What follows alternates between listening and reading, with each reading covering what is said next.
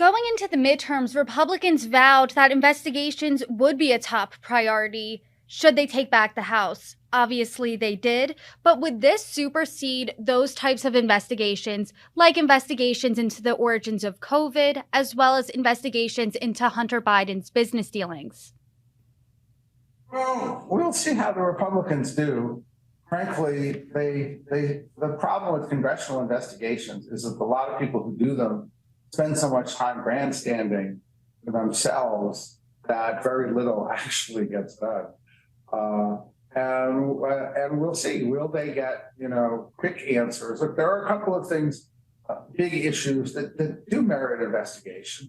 How did COVID get here, and what was the source of its origin? Is an important global question, and it was rather surprising that the previous Congress didn't put together a bipartisan commission, to study that, and somehow that became politicized. I think there are real questions on the Hunter Biden laptop and who's involved in this, and they're really pretty simple, right? You're going to either get answers to those, or they're going to be completely dodged, and we'll kind of see what happens with that.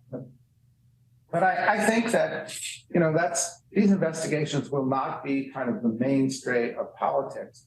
The big questions here right now are: is Donald Trump going to be the Republican nominee, or is he sufficiently, wounded that he won't be? And is Joe Biden really going to be the Democratic nominee, or was his performance and age and some of these issues, going to take him, out of that role? I certainly have written that I think America is looking to move forward with some new people and doesn't really want to see a replay of the last election. Let's talk about that. I do want to get into 2024.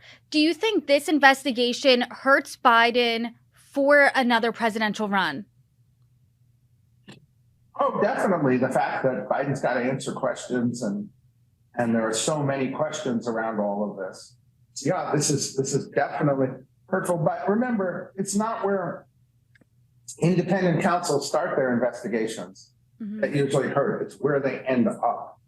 And so we don't, as you know, with Bill Clinton,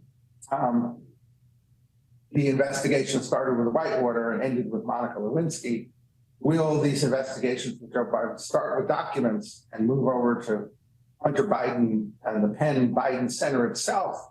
Has always been a real question mark. And will they spread, and how far will they go? And who will report them? As I said to you before, I think the interesting thing is the mainstream media really does feel that they're not getting the transparency that they're entitled to.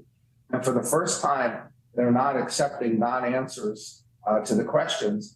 And if that standard gets applied to the administration as a whole, I think that will benefit the process. And it should be that case for every president. It surely when President Clinton went out to the briefing room and took questions, we would count on 85 of them being rather pointed, and difficult questions, and those are the ones we prepared for. Of course, and we've definitely seen that play out in the press briefings. Over the past week, reporters have really been hammering Karine Jean-Pierre about these documents. But do you think this opens a door for a Democrat to slide in for 2024? I think it's really too early to say for sure. I think the opportunity exists regardless of what happens with these documents. Only about 40% of the Democrats are supporting Biden for a second term.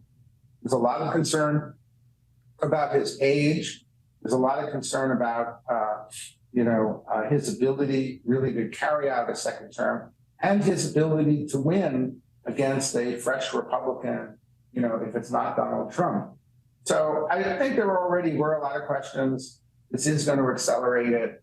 But it's not over yet by any means whatsoever. And how people handle crisis really does determine then whether they get to go forward. President Clinton is master in handling those kinds of crises, coming through them. Joe Biden hasn't really faced much of a crisis since maybe the plagiarism scandal when he had to quit. I don't know. I think it was the 1988 presidential race. Who do you think that fresh Republican is going to be? You mentioned handling crisis.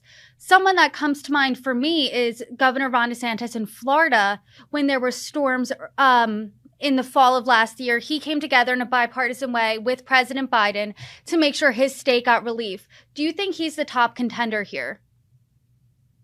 Ron DeSantis right now is the top contender. Of course, generally, you never want to be the top contender this early because it becomes in everybody's interest to tear you down. So it's always a very difficult position to be in. But I think more generally, after having a businessman with no government experience and having someone with all government experience and no business experience or executive experience, I think this is going to be a good year for governors, both on the Democratic and the Republican side, because I think people are looking for a combination of effective leadership of big organizations, the handling of emergencies like hurricanes and things that happen in the country, and some real experience in politics as well. And I think they're looking for more of a mix. So I think it's going to be the return of the governors. You heard it here first.